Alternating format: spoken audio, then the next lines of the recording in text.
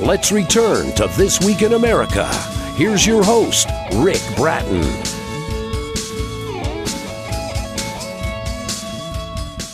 Welcome back, everybody. Coast to Coast, This Week in America. Our guest on today's program, acclaimed author Gianina Sipitca. She's born, raised in Romania, came to America for a graduate degree in business when she was 27 years old. The year 2019, somewhat of a threshold in her life. She says, I would have lived the first half of my life in Romania, second half from 27 to 54 in America. From Romania, she chose an education in engineering, taking after her father. Coming to America, she decided to further her knowledge of business, her newly found love after the anti-communist revolution of December 1989. After being laid off from the banking industry in 2011, she decided to dedicate herself almost exclusively to her hobbies of photography and writing. Gianina says she seems to have defined her artistic inner voice, found it in her early 40s. Writing poetry at first as a means of placing on paper her thoughts she had about the world, politics, economics, love, marriage, and whatever else helped her pursue her happiness. Among her latest work, the sci-fi novel Dystopian, the continuation of the big thought reading machine, fiction or not, here is what I got. Now published, by the way, available Amazon, other retailers. We'll give you that information as we talk throughout the program. And Gianina Sipitca is our guest on This Week in America. Welcome to the program. It's great to have you with us. Hello, and thank you for having me. It is a pleasure and so much to talk about on the program. And I love this where you finally decided, I'm a writer and that's what I'm going to do. I can write in various forms and I'm going to do this. What inspired you to start writing your books? And then we'll talk about Dystopian as well. But what started you off in this writing process? Well, when I started writing while I was still a credit analyst. I wrote a couple of poems which I sent to poetry.com. The first poems I wrote, I have received some emails from poetry.com, and I started to dab into it. I wrote a couple of poems I sent there in my late 30s. But then when I was 46, after being laid off, I decided to semi-retire and dedicate myself to writing. When I write, my preferred form of writing is poetry. One of the things people used to say about me when I worked was that I am succinct. And they also used to say that I go for the kill, so to speak. So poetry is very point. A metaphor can paint a picture for you. It can make you laugh. It can make you cry. I also like very much to read poetry. A poem speaks to me in one way, to another reader in other ways, and it reaches the heart easier than prose can. When I read poetry, I can laugh, I cry, ponder, all for the same poem, inspired by the same metaphor within a couple of minutes. So I'm very drawn to poetry. My father read some of my poems, and he observed that they do not always rhyme. So he encouraged me to start writing prose.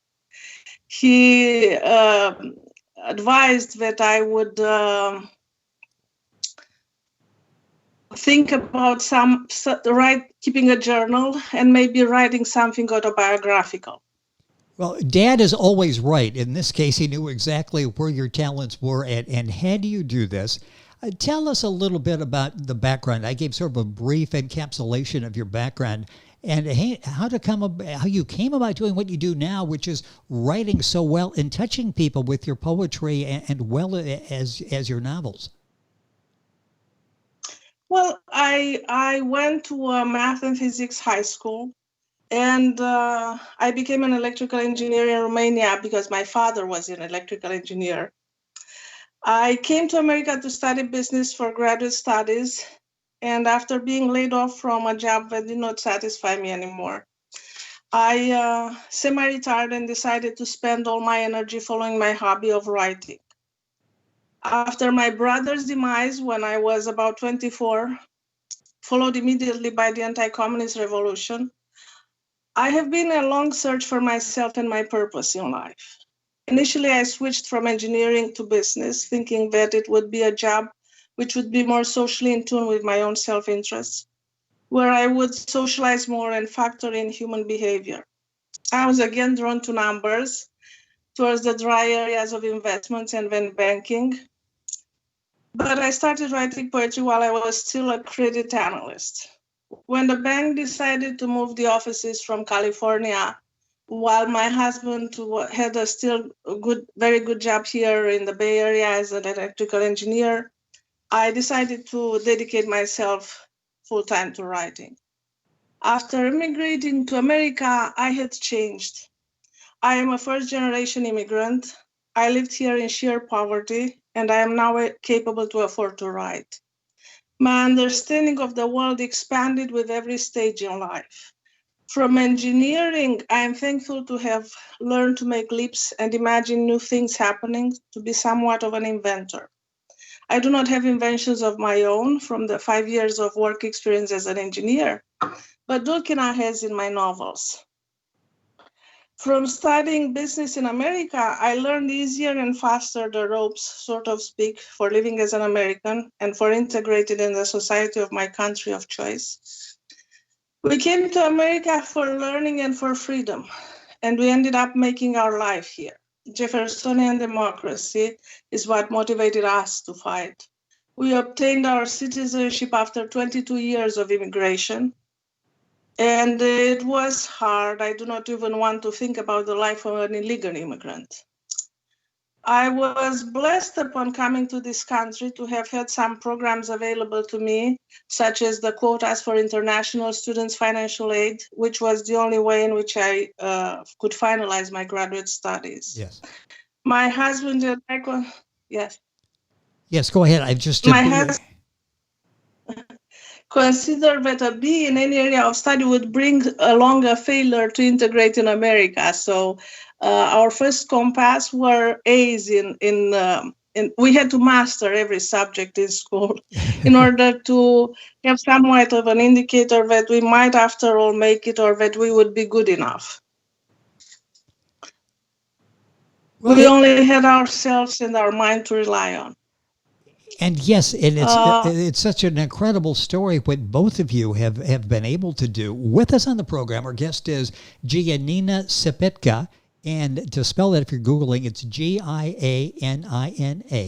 Sipitca. If you go to our website, thisweekinamerica.us, you'll link on directly to Gianina's website, which is mypoetrymylife.com. Spend a little time there, and you will need to because of all of the books, all of the great work that she's done.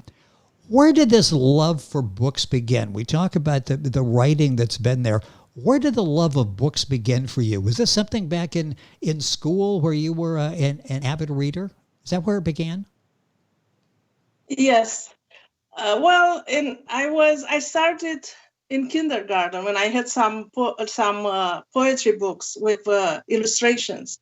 Yes. And I was in love with one of the poems called Zdranță in Romanian, which translates as rags, which was about a dog who eats the egg that the hen laid each day.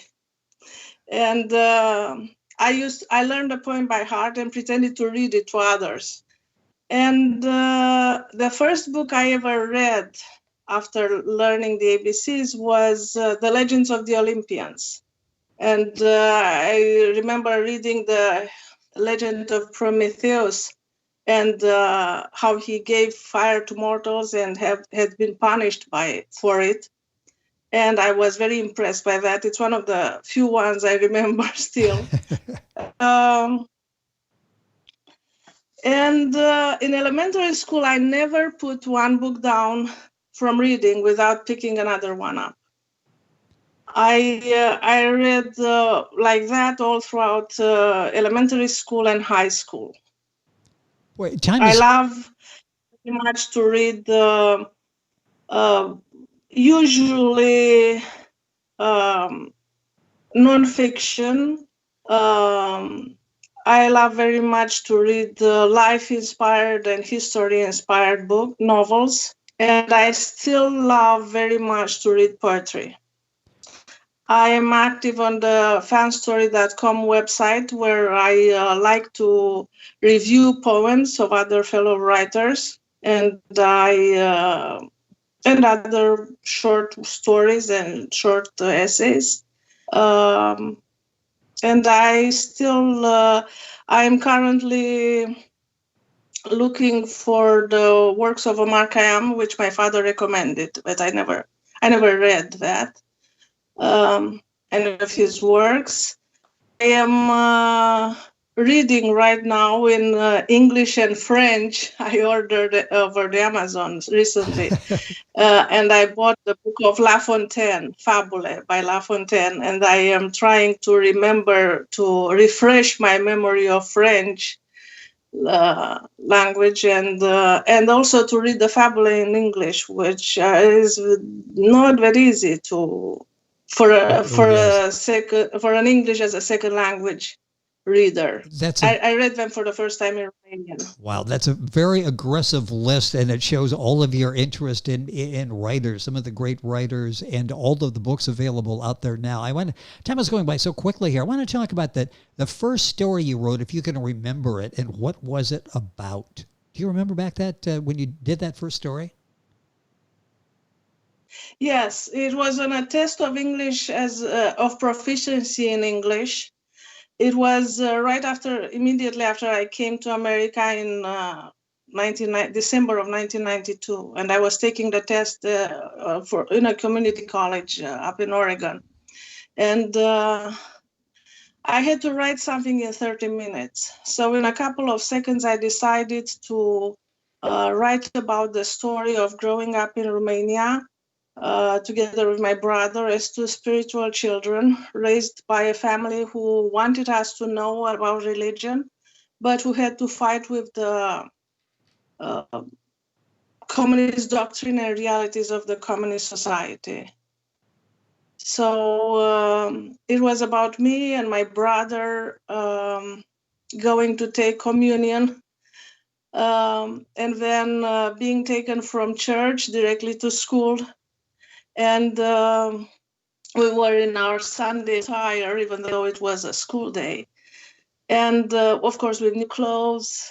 It was before Easter. And the children started all picking on us. And my brother was very happy to tell everybody we went to church and to communion.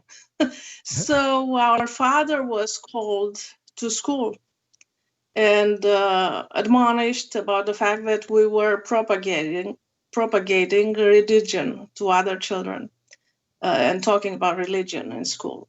Uh, that was the story, and that is what it was about. And it sounds like you And remember it like it was just yesterday, that vivid memory that you bring alive in the story. And I'm sure it just in the interview, and I'm sure in the story you've captured that as well.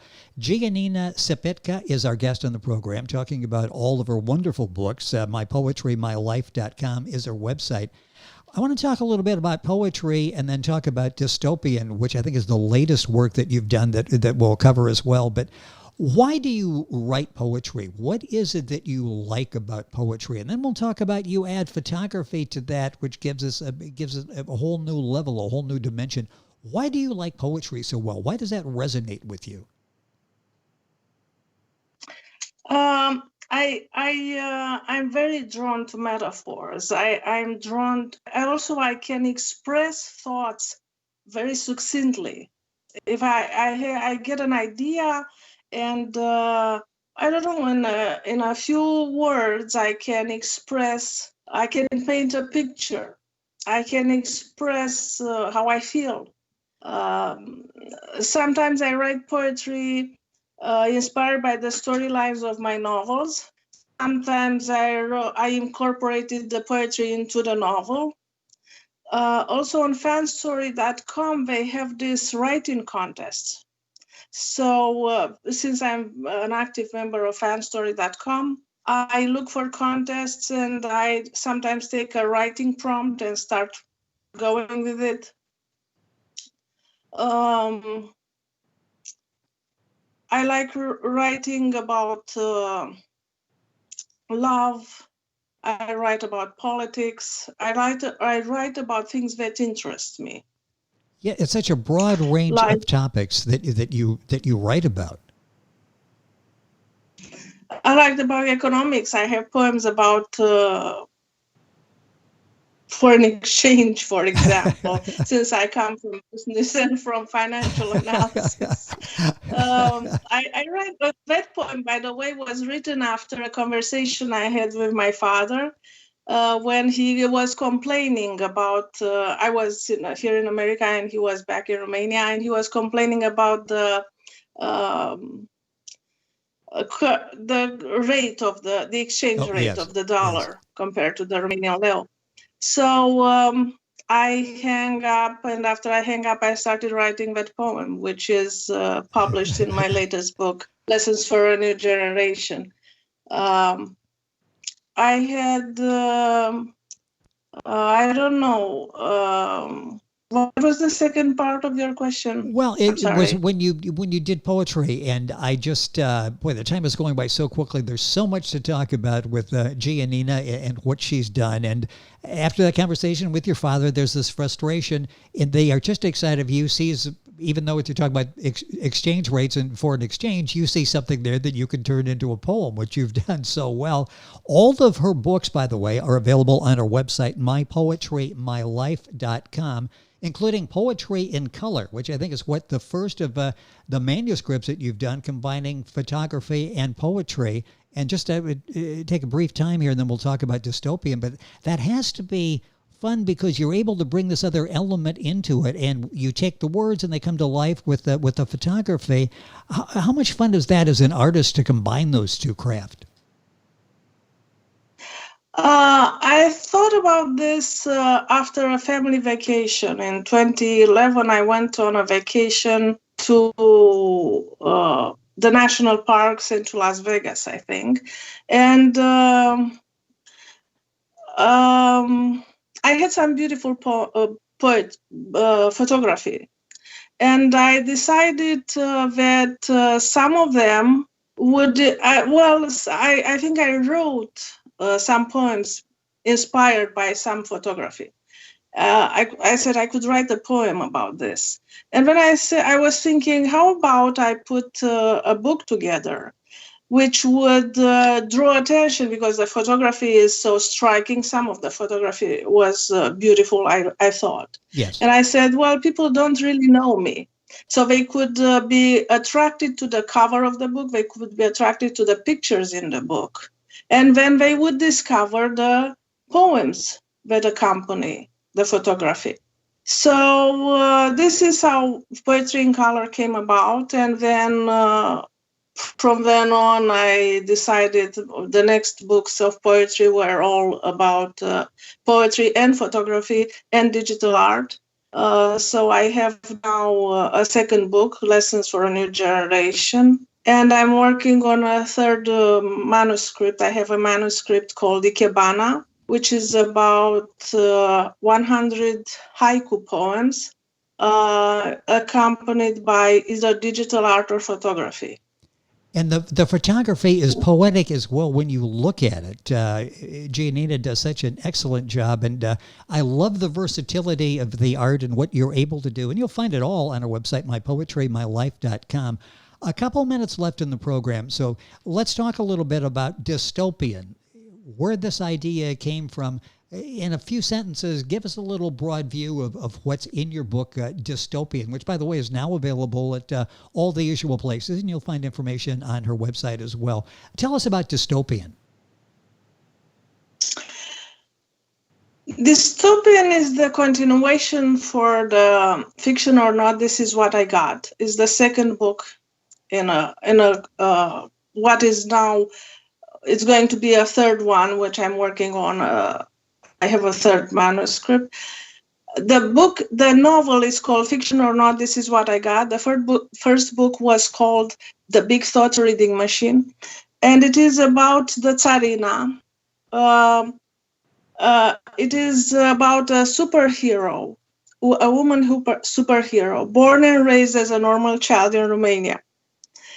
The main character, Dulkina, is being told through telepathic messages at the ripe age of 46 that she has an IQ of 7,000, that she is the most intelligent person who ever lived, and that she might be a messenger of God. She is also told that she doesn't know the complete truth about telepathic communication, which everybody else uses frequently, except for her, until she was 46. She is told that she is an outcast at subliminal level, trapped in a game where people try to find out if she could indeed be the messenger of God as they expected her to be. Her DNA is linked to the Big Thoughts reading machine. She is the anchor of the machine, which works with her life force and chronicles everything she does, among other things. In the second book, The Dystopian, Dulkina decided to write a novel in which to communicate to the people how they should fight the Goulds. She starts by explaining the creed of freedom of the mind, body, and spirit, and intermittently brings information from the internet and from other writings in support of her arguments for fighting the Goulds, for democracy, and for respecting human rights. It's also inspired by some of the events of 2019. It touches on Dulkina's view on climate change. It describes some of her inventions for a better world, like, for example, the supercell technology, the buildings without air conditioning but with comfortable temperatures, and the Yomobile, an electric car which uses supercell technology and will never break or use any other type of fuel. It recharges as it runs. The Goulds are a name that is probably comfortable with some readers. While I took the name from movies like Star Trek and Stargate, in those movies they describe creatures from out of space. In my books, it is about people who are here on Earth, who are very selfish, who are generally criminal. Sometimes they express themselves as being offended by other people's intelligence or by other people's accomplishments, and they have complete disregard for others or for the law. I just love. I made Dulkina a writer.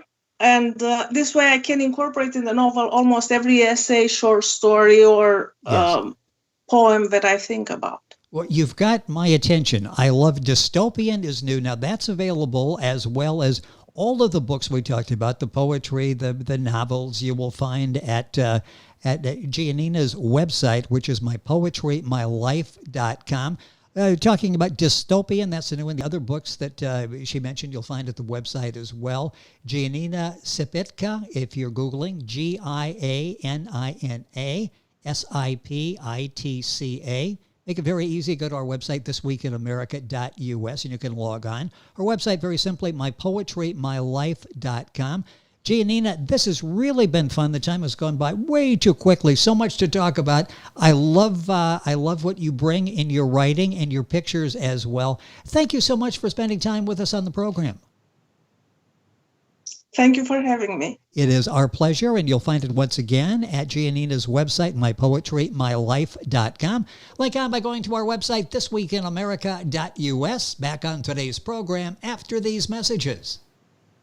This Week in America is online. You can visit our website, thisweekinamerica.us. Scott Pinkerton, Associate Producer of This Week in America. Jay Anderson, Segment Producer. Ben Watson, Webmaster. Otto Bechet, Director of Engineering and TV Production. This Week in America produced and is a trademark of Blue Funk Broadcasting, LLC. For information on all of our guests and to listen to this week's show, our website again at thisweekinamerica.us. And I'm Sean Bratton, Executive Producer of This Week in America.